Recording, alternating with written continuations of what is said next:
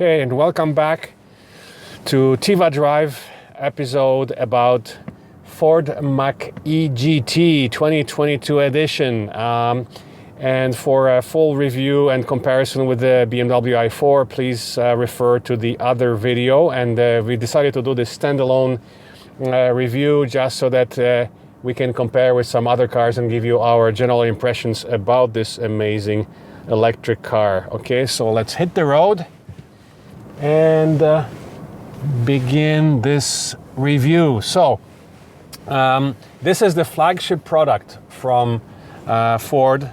The Ford Mach-E GT is top of the line version. The base short range battery with rear wheel drive starts at 51,000. This car here is 86,000. So you know, it's up there. And as we're driving it now, it's 90,000 plus taxes, of course. So obviously, it doesn't qualify for any rebates. We have just we've been driving it for basically the full week. This is our last day of shooting the videos. We have done 2 fast charging sessions. The first one we did was at Electrify Canada in Barrie, but we were at a pretty high state of charge. We started charging at around 70%, and the car started at around 40 kilowatts. As soon as you hit 80% on the Ford, it slows right down to like 17 and then 11 kilowatts, which is basically level 2 speed. So it's really not worth fast charging this car, you know, beyond 80%. Our second session, so we have to mention that this first session happened at about +5 degrees. Then the weather turned much colder today.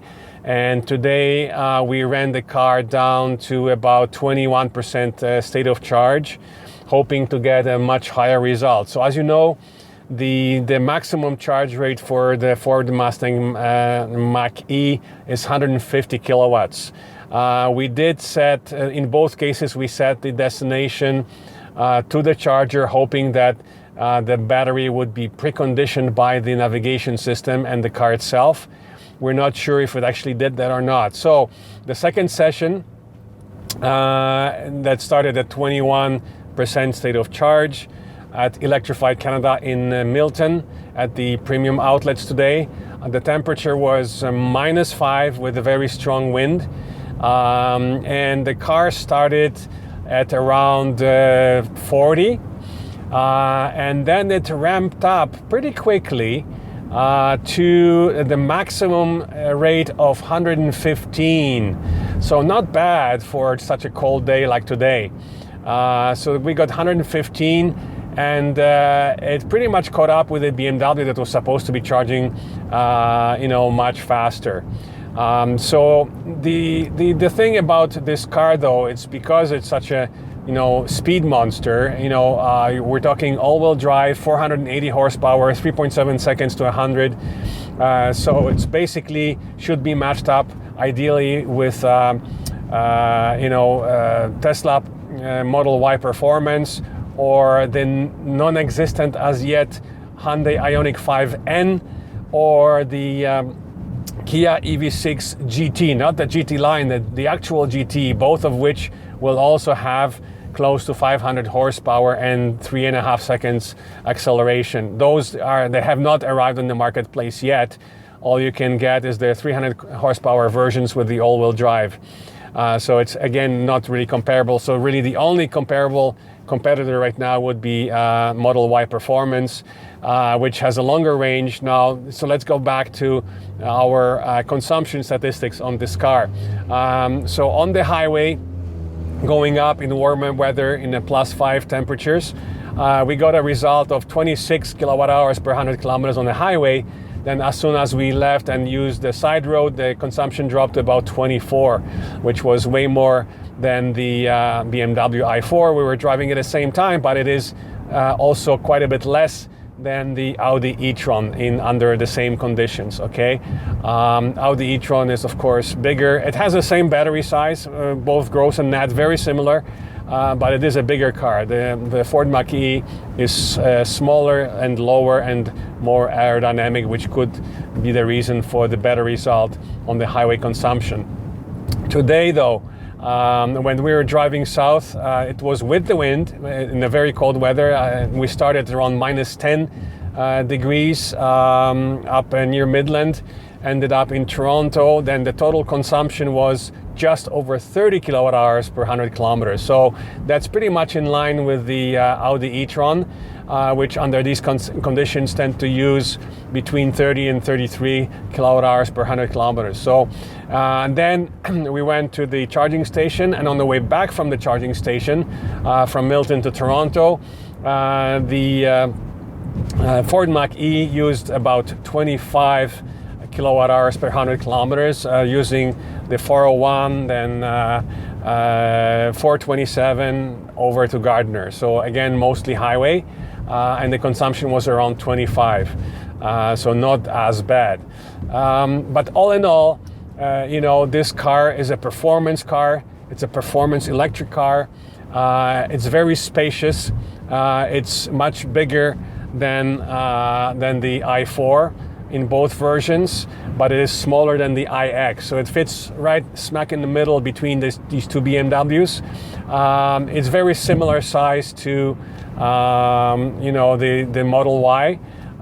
Very similar performance to Model Y, however much shorter range. So the range in today's low temperatures, the winter-like weather, even though it's springtime, would be based on the car's own estimates after our drives. The range would be only around 300 kilometers, okay? So even Tesla, which in the summer would offer you close to 500 kilometers range, in today's you know, conditions would probably offer you around 400 kilometer range, which is basically the same as the BMW i4 was showing us today, even though we were test driving the rear-wheel drive version versus the all-wheel drive, which we haven't tested yet. So again, a fantastic electric car, which offers variety of options and versions, ranging from, you know, $50,000 all the way to $90,000, which is amazing. The wait lists shouldn't be that long because the car is produced locally, and we haven't heard about, you know, the substantial delays that are you know, hurting the sales of the Volkswagen ID.4, which is another competitor, although it has nowhere near the power of this GT. So again, should not be compared necessarily with this. And in their base version, and you can refer back to the video that we did, a comparison of the ID.4 wheel-wheel drive versus the Mach-E rear-wheel drive. We already have that video review from last fall, so you can refer back to that one for more details on both of these cars. But to summarize this, this car is an amazing option for high-performance electric car. We're not going to call it SUV, let's call it a crossover, because it's not really an SUV. It's a tall hatchback or a crossover, which allows it to be more aerodynamically efficient and have a better consumption than the Audi e-tron, for example, but it doesn't match the efficiency or the range of the Tesla Model Y.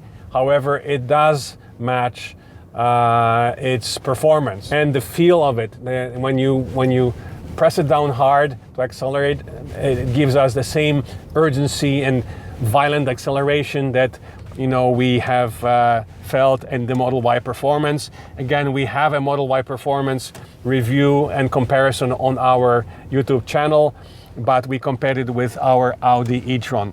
And again, it should have been better compared to the e-tron S, which is just coming to the market now.